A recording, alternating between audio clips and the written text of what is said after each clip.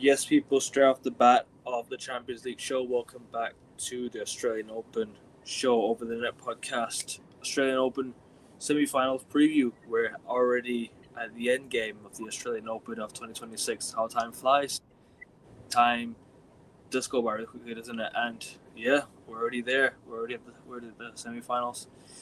And then see you in 2027 Australian Open, I guess. But make sure you guys hit the like button on your way in first and foremost. Make sure you guys subscribe to the channel. 7 subs away now from 550 by the end of January. Like I said, the aim was to get to 550 by the end of January. We have how many shows left until February? So I have the United show, the Premier League show. I have Celtic show tomorrow. Any other shows? That's it, I One, guess. one more Oh no, AO show, maybe? Australia Open final. So we've got how many shows to hit? How many shows to hit? 550. At least like 5 shows to get to 550. Guys, do your job. Hit that like button. 15 likes on the video minimum and subscribe. Big up Augustia, welcome back, bro. Obviously this is our show. You and I, but we've been doing this for a long time now. Tennis has been a sport where obviously you and I have kind of connected over the years, but obviously we still had our favorite players playing together. Now it's not really the case, but yeah. Look, semifinals of the Australian Open, man. Talk to me, man. How have you felt this tournament so far? Thought about it so far, I mean. Yeah, I mean, I agree with you. My favorite player may not be playing, but yours still is. And miraculously, yours is still somehow in the Final Four for an Australian Open. He's been in the Final Four for almost my whole lifetime. Djokovic seems to be a magnet to the Final Four of the Australian Open. He is the king of Melbourne, but the king of Melbourne is facing the Prince of Melbourne, the guy who's gunning for his throne, the guy that's won back-to-back Australian Open titles, the reigning defending champion, and the king of hard courts as well, the number 2 seed, the man that has won almost every single hard court slam for the last 2 years, almost every single hard court major as well. So it will be a clash of titans, almost a changing of the guard in Melbourne if it is going to go the way we all expect it to go. But apart from that, yeah, it has been an eventful quarterfinals. A lot. I don't think too many surprises because if you look at our men's semifinals, Ekavin, the 4 people are the top 4 seeds.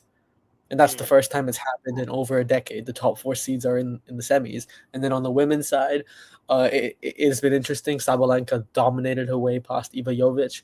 Ekavin, you called that one correctly. I thought it could be close, but man, her serves have been ruthless. They've been very robust, that second serve, and she just blitzes through anyone's game, even if it is dynamic and complete. Kudos to Arina Sabalenka, and then also shout out to Rybakina. Rybakina destroyed, completely humiliated Iga Swiatek in straight sets. It was a very dominant win under 1 hour. Iga Swiatek, the favorite for many people, gunning for her career Grand Slam just like Carlos Alcaraz was. But Rybakina's flat game, hitting over, I think it was 13 aces as well. Yeah, Rybakina is going to be tough to beat. Rybakina Sabalenka will be fun. But yeah, apart from that, I'm enjoying it so far. Yes. Yeah, I can't lie to you. It's been an interesting tournament. Obviously, one incident that happened today. I'll get into that in just a little bit. Um, it was it was still eventful regardless because the TV was having some issues. I wasn't able to watch the entire third Yeah. set, but we'll get to that in just a bit. Obviously, I did make a stupid prediction by calling Alex de Minaur on 5. I wanted to just go for something out of the ordinary. I wanted to just throw something out there and say like, all right, it's gonna be a shock. But I already had a feeling Alcaraz was gonna win. I just wanted to go a bit different. I just wanted to say something a little bit, out of the blue, out of the ordinary. But hey, Alcaraz will be meeting what's his name again? What's his face? Sasha. Sasha Zverev in the Sasha Zverev. semifinals. While Novak Djokovic is meeting once again Yannick Sinner in the semifinals of the Australian Open. It's going to be an interesting game. It's going to definitely define who will make the final and possibly who wins it all. Really, I have a feeling that this game could define who wins it all. Let's just be real. But women's side, obviously, you mentioned Sabalenka lost in straight sets. Sabalenka. Iga Swiatek lost in straight sets. Sabalenka is through to the semifinals. Who's the other one again? The one I told you about. Coco Korigov is out. Svitolina also beat her in straight sets as well. And then the other semifinal the quarterfinal we didn't talk about was Jessica Pegula versus Anisimova, and Pegula beat her. Anisimova Finally, yes. Yeah. Most likely it'll be 2 in the final. Most likely. I won't get to my prediction just yet, but yeah. But you know how I am. You know how I am with predictions.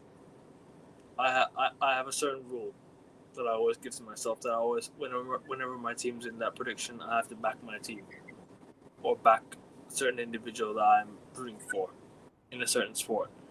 But anyways, back to tennis real quick. Semifinal starts in 3 hours for the women's team, women's side? In like 3 Very hours. soon it does. I think probably like 4 hours. No, sorry. It starts at 3:30 p.m. our time, so they moved it. It's the evening clash, back to back. Okay. So Sabalenka versus Anisimova again. No, it's Sabalenka, and this is gonna be cinema. It's Sabalenka versus Svitolina. Okay, and then Anisimova versus Rebecca. Okay. Yeah. Okay. I will say Sabalenka in 3. Okay. And I will say Rebecca in the final 2. Okay, I like that, and then for my prediction, Sabalenka versus Svitolina. Svitolina with a fairy tale run to the semifinals, dumping out Coco Korigov in a dominant straight sets, a stunning, a shocking win. Nice to see her renaissance, but that renaissance will get repressed by Sabalenka. She's been a behemoth of a beast. I think she's averaging 58% on her second serve. She hasn't dropped a set at all, and she will be the only person since Serena Williams to go to the final without dropping a set. So my prediction is Sabalenka, this robust version of her, will beast through Svitolina, and then in the other clash, Jessica Pegula finally ended her streak of consecutive exits in the quarterfinals.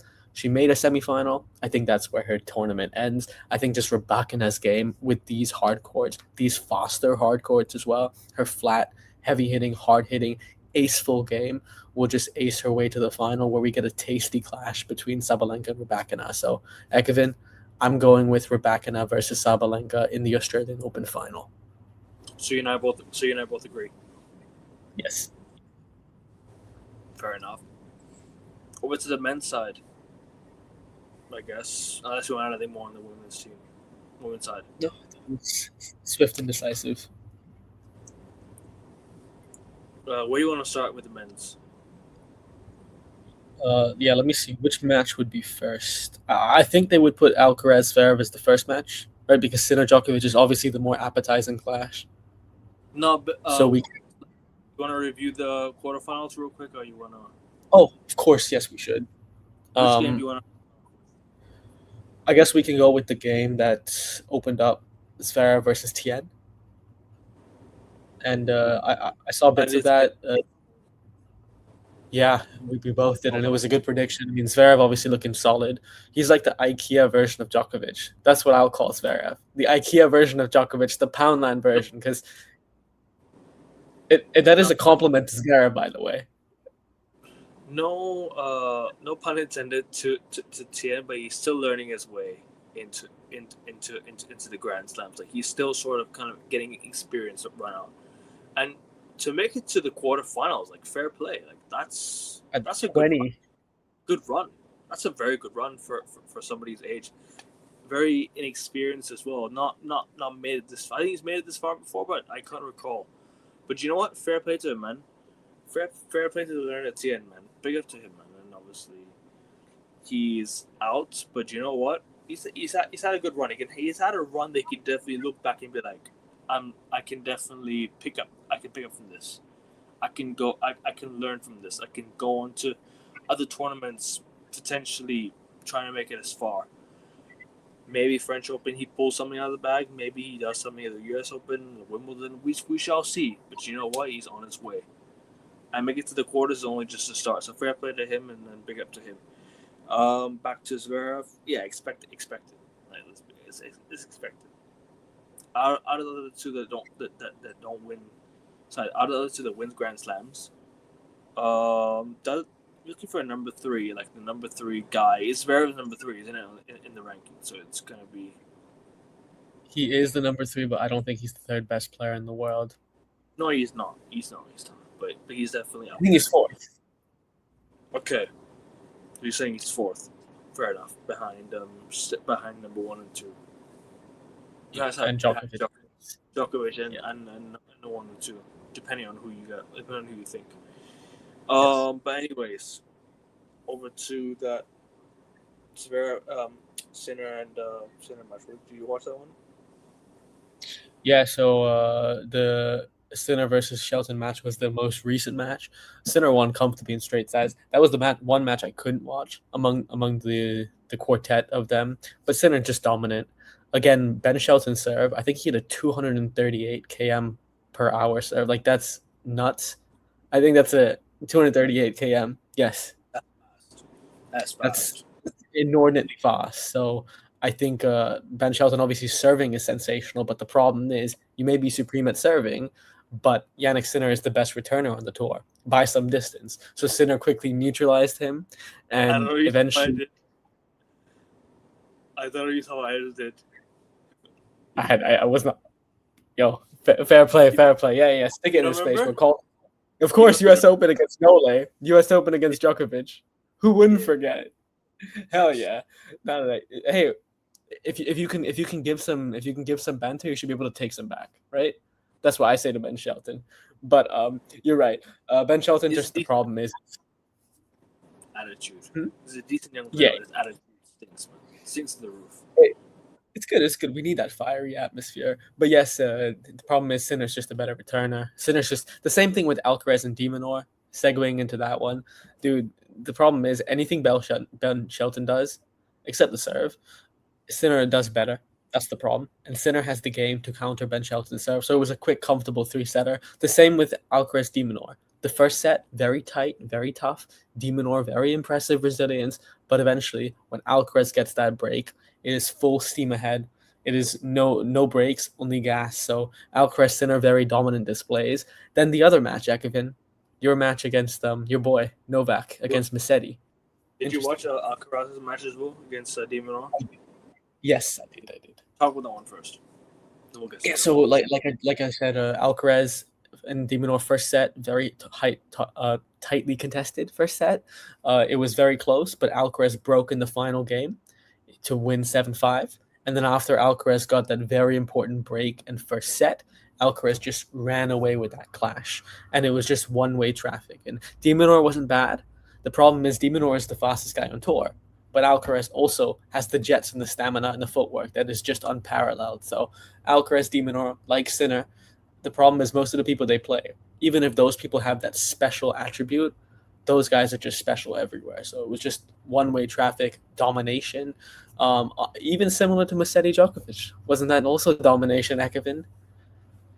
I mean, Musetti was up 2 sets to love, and then obviously Djokovic had the chance to go and win that first set by... You know, he was up 2-0 with the chance to go up 3 with it was his serve, he was on advantage, and then he didn't capitalize, and that's what happened. He lost the first set. The second set, he just got absolutely destroyed.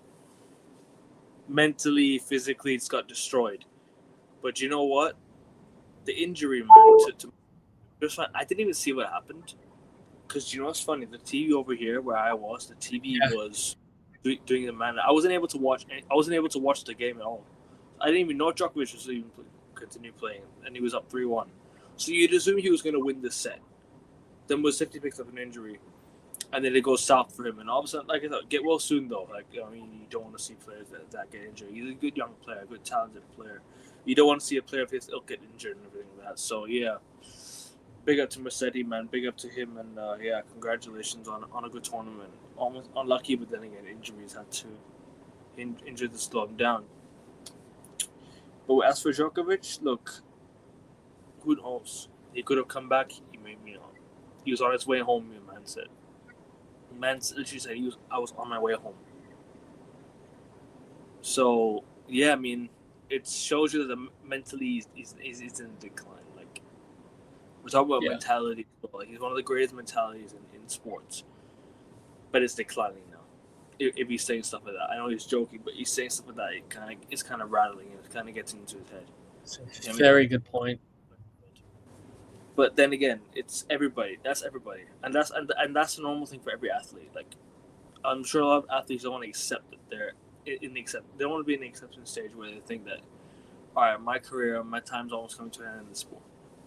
So let's just get rattled over something that But then again, I'm not surprised, and that's not a bad thing. Every athlete does it. There's always a sense of somebody feels bad about something inside. They're feeling bad about, my career is coming to an end now. You no longer inspired this and that to do well, But that's just my thoughts on it. What do you have to add on the Djokovic game? Yeah, I agree with you. It's a very good point on the mentality thing. I didn't think about it like that, but it's true.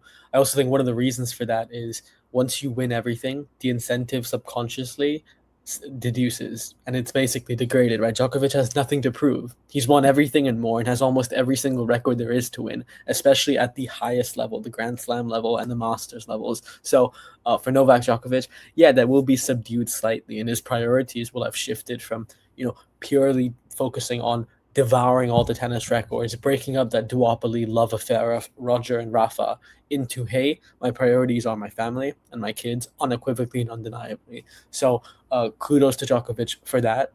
But that comes at a cost towards the end of his career when his body is breaking, when he doesn't have the stamina to probably go seven matches in 2 weeks, beat the two best players in the world, and also sustain that mentality without having that extra X factor drive. You're right, Ekevin, it would get more difficult for him. And like the match against Musetti, Djokovic doesn't look like he's the fittest.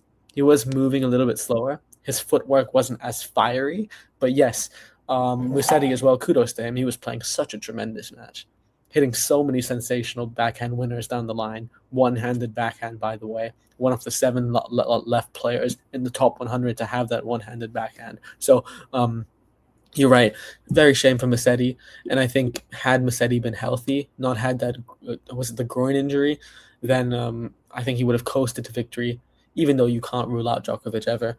But yeah, so I agree, Djokovic is Ekevin. Whatever happened, tough for Musetti, but Djokovic has been given a reprieve, and he has played the least amount of time on court. He's only played 11 hours, Ekevin, getting to the semifinals, which is a low, by the way. And he's only played 2 sets in the last week, nearly, right? Because he didn't play in the round of 16, and also he played 2.5 sets in the quarter. So Djokovic, if he is healthy against Sinner, the gods have gifted him something, and this is his best last chance to capitalize on a victory. Because Sinner himself is not fit, by the way. I mean, he was always going to play that 2.5 set in the semifinals, anyways. Regardless, quarterfinals, regardless, anyways. But yeah, I mean, facing Yannick Sinner, like you're right, you have to be fit. You have to be fit, and it's basically survival at the highest order. Yeah, it's basically survival at the highest order. And if Djokovic can get through that game and try not get battered and just try and just pick up a few games and make it tight, it'll be a performance that you can look back and say, do you know what? I had it go. I'm at the acceptance stage where I'm almost done. My body's wearing out. If I can just put up a fight against these guys, they will literally. It'll be a good achievement for me. So listen, Djokovic just needs to do his job. Try and force Sinner into tough situations. Will that happen? I don't know. I don't know for sure. But what do you want to add? Do you want to add anything before get to predictions and everything? Yeah, so I was looking down because I had to do my UCL team really quickly. 1 minute before, for those paying attention. But no, I agree with you on the Djokovic point. What does he need to do to beat Yannick Sinner? Stay fit stay mentally sharp, put himself in that Michael Jordan mindset, that prime Djokovic mindset, where Djokovic used to always say if the crowd was against him, he'd manipulate those circumstances into his favor. He'd pretend the crowd is cheering for him. Or like Michael Jordan, what Michael Jordan used to do at the top of his career, when he was unequivocally the best, right? And he had no parallel to him. He would make up narratives. He would pretend that people hated him. He had a point to prove. His competitors despised him, so he would devour them on the court. Djokovic needed to do the same thing with Sinner. Yes, Djokovic has won more Australian Opens than anybody else in the history of humanity.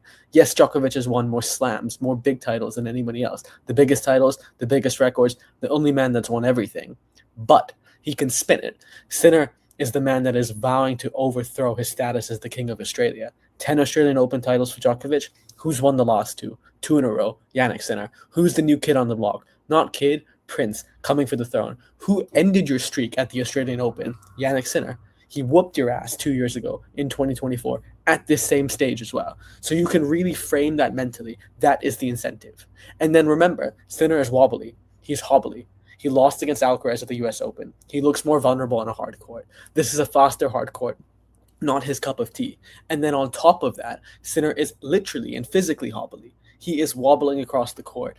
He's having a bit of injury, nearly lost in the third round if it wasn't for that very fortunate gift from the heavens with the weather. So Djokovic needs to frame himself in that apex predatory mindset, and I think he really can prevail. This is his last best chance to beat Jannik Sinner, a man that can go toe-to-toe stylistically, but also mentally.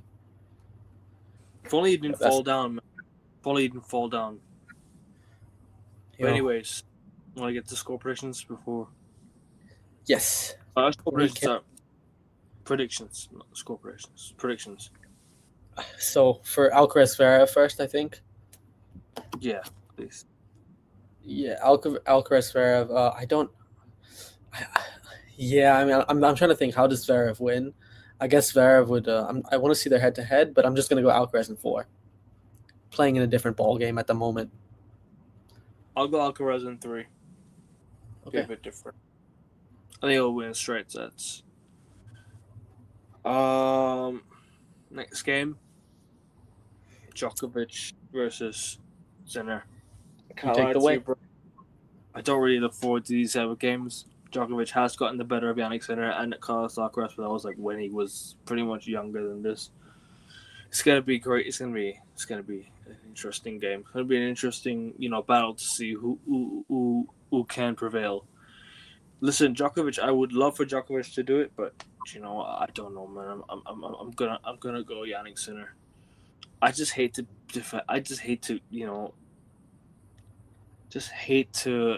to not back. You say it. I mean, I can't even think. I can't even think, bro. I'm literally half asleep. But I can't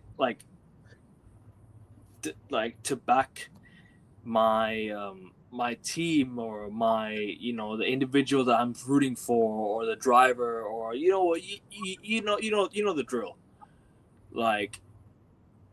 It's hard for me not to not defend. I would love to say Djokovic is going to win this game. Trust me, I want to say, and for the sake of this, I will still back Djokovic. But if I had to give a prediction, I'm going to say Sinner and do you know what? I'll go 5 sets. Why not? I'll go 5 setter. I'll go 5 setter. I'll go Djokovic in. I'll go Djokovic in 5. Fuck it. You know what I mean? But even though I know Jannik Sinner is probably going to win, probably. Yeah, Sorry, go on. No, go. It's okay. You said you weren't thinking, but I think that was thinking. That was great. That was great analysis right there, Akifin. And like I said, Djokovic has to dictate his destiny, not just physically, but mentally. Physically condition himself, make himself fit, mentally create that narrative, right? Because life is built on perception and purpose. And if you don't have optimum perception and purpose, you will perish rather than prevail. Now, will that optimum purpose and purpose be translated on court, Ekevin? As much as I'd love Djokovic to beat Jannik Sinner, I'll give you a scenario. If the match ends in 3 sets, Sinner wins. If the match ends quickly in 4 sets, Sinner wins. If the match is longer and goes the distance, Djokovic wins. That's how I see it. And if I had to put a gun to my head, Novak, I wouldn't bet against you. But at the moment, with health, with stealth mentally, yeah, I'm going with Jannik Sinner. I'm going to go with, I'll fix my predictions, Ekofin. I'll go Alcaraz in 3, Sinner in 4. That's what I'll do. Okay. But it would not, but I will say this, while everyone thinks this duopoly of Alcaraz and Sinner will be unshaken and unbroken, it really would not surprise me if, for whatever reason, Zverev and Djokovic ended up being in the final. Don't rule that out, because those guys, Zverev plays his best when the pressure is least on him. And that backhand is very, very solid as well. And Zverev is improving as well as a player. And Djokovic, of course, least time on court he spent all tournament. And if he can serve well, if he can return like his apex, if his movement is fine and Sinner is injured, Djokovic could even win quickly. So who knows? But yeah, at the end of the day, I'm having a Sin-Alcaraz final. Alcaraz beats Zverev in 3. Sinner wins in 4. Alcaraz versus Sinner in the Australian Open final to face off in their 4th consecutive Grand Slam final, 9th to win their 10th Grand Slam in a row. By the way, never mind. I found mixed Yeah, up. I was just gonna ask you where they mixed up, but then it's already final. The final is already there. Yeah. But yeah, gonna be interesting one to see. And Hawaii be Sinner Alcaraz final again. Gonna be another Sin-Alcaraz final. I'm bored of it. Yeah, I would be real. I'm bored of it. I'll be honest. I'm tired. Really? Yeah. I want someone else, man. Okay, that's fair. I know obviously we got to go because the UCL, but is that because of personality you're bored of them, or you don't enjoy watching them play? I'm just tired of, I know we had the Roger Rafa era and whatnot, but I'm just tired of seeing these two dominate, man. I really am. Okay. I want to see a third play, make things interesting. Maybe Zverev could pull something out of the bag. Who knows? We'll see. We shall see. But Augusta, I know it's a quick one. Obviously, semifinal. We don't have much to talk about. Obviously, last show, right? I forgot to ask you a question. Did we get our predictions correct? I said 16 for 32 instead of Yeah, actually, I think we both. It was 16 seeds who made the second week. Yes, exactly 16 seeds. So I got it correct. Yeah, I think we both did. I think we both said that. So, kudos to both of us. Mm. And then obviously with our predictions, we made most of our predictions correct as well, heading into the semis. So yeah, we'll be back for the final. We'll be back on Friday night for the final. Oh, Friday night, because we got to preview the women's final as well. So back Friday night for the finals preview. After the semifinals are over, we'll be back here previewing. After that, I had today. I had a select show there tomorrow night. Any other? Oh yeah, Augusta. We had to do our all out sports talk. Yes, that too. All out sports talk next week, right? I'm done. No, we should do before January ends every month. I'm done. To tomorrow. I'm done to tomorrow, so if you want. Okay, we can coordinate. Backstage. We can definitely coordinate. Okay, we'll coordinate, and F1 show I've scheduled it for next Wednesday. Yes, that's great. I'll schedule it for next week, because we need to talk about F1 soon. We need to kind of get that out of the way. Hell yeah! After all the car launches. Yeah, exactly. I mean, has everyone released their car yet, or not yet? Not everyone yet. No, a couple more like Williams need theirs. I think early next month. Should be by next week then, I guess, because next week. Yeah. It should be in about like what do you say? I think the last release is the 3rd of Feb. So we only have 2 cars left to talk about. We'll definitely go through that, and we'll talk about engines and everything like that. We'll talk about look ahead to 2026. But anyways, enough of all. I'll see you guys tomorrow for the All Out Sports Talk with Augusta, and I'll see you for the Select Show tomorrow. Enjoy the Australian Open, people. Have a good one. First and foremost, 7 subs to 550. Hit the like button. Make sure you guys subscribe. 15 likes minimum if you're enjoying this content. if you're enjoying tennis, we'll be back again on Friday for the preview. For the finals preview, as well as tomorrow night Celtics show and all sports talk will be live tomorrow night. Big up everyone. I guess you want anything before we go? Real quick before we go. No, just have fun. Enjoy the women's semis. Enjoy the men's semis. Make the most of it. Been a fun Grand Slam. The Happy Slam delivers. 100%, bro. You heard him. You heard him already. Hit the like button. Subscribe. We're out. Take care. 7 subs after D. Like, share, subscribe. Let's go, Djokovic.